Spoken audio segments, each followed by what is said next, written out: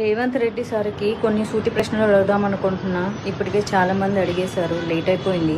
నేను కొంచెం బిజీగా ఉండడం వల్ల అడగలేకపోయినాను అనమాట. అన్నట్లు నిన్న మెదక్లో ఒక చిన్న పాపను రేప్ చేసిందంట. మరి అసెంబ్లీలో మాట్లాడతారా? ఓవైసీ అక్బరుద్దీన్ క్వశ్చన్ చేస్తాడా? పసిపిల్ల, ఆడబిడ్డ, ప్రాణం, పాపం, అయ్యో అబ్బాస్ తప్పు చేశాడు, శిక్ష విధించండి, దీని మీద మీరేమంటారు రేవంత్ రెడ్డి జీ అని అడుగుతాడా? అన్నట్లు కొడంగల్లో ఒక రైతు ఆత్మహత్య చేసుకొని దానికి కారణం సీఎం రేవంత్ రెడ్డి వాళ్ళ కుటుంబ సభ్యులు అని చెప్పి లేఖ రాసిపెట్టి మరీ సూసైడ్ చేసుకున్నాడంట. వాళ్ళ కుటుంబానికి 25 లక్షలు ఇచ్చిండ్రా? కొన్ని 25,000 ఎవరైనా ఇచ్చిండ్రా? ఆయన ఎవరో కోమటిరెడ్డి వెంకటరెడ్డి అంట. ఆయన పేరు పొద్దు తిరుగుడు పువ్వు అంట. ఎట్ట తిరుగుతాడంట. మరి మీరు ఆ రైతు ఇంటికి వెళ్ళి పరామర్శించి డబ్బులు ఇచ్చారా?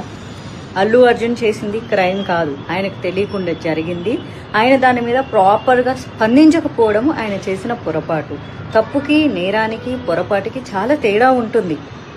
అందరిలాగా ఆయన సామాన్య వ్యక్తే. మీకు ఎలాంటి హక్కులు విధులు వర్తిస్తాయో ఆయనకి వర్తిస్తాయి.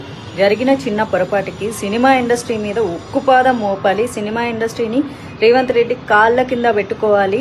జగన్ సినిమా వాళ్ళందరినీ పిలిపించి పోజులు కొట్టి దండం పెట్టించుకున్నట్లు మనం సీఎం అయిన తర్వాత మనం ఎందుకు పెట్టించుకోకూడదు అని. రేవంత్ రెడ్డి గారు, మీ ప్రయాణం అంతా చాలా బాగుంది, అందుకే కష్టపడి ఈ రోజు వరకు సీఎం అయ్యారు. జీవితంలో చాలా చాలా ఎన్నో సాధించారు. మరి ఎందుకు ఇప్పుడు ఇంత గలీజ్గా బిహేవ్ చేస్తున్నారు? గురుకుల పాఠశాలల్లో చాలామంది విద్యార్థులు చనిపోయారు. ఏనాడన్నా మాట్లాడినా పాపాన పోలేదు.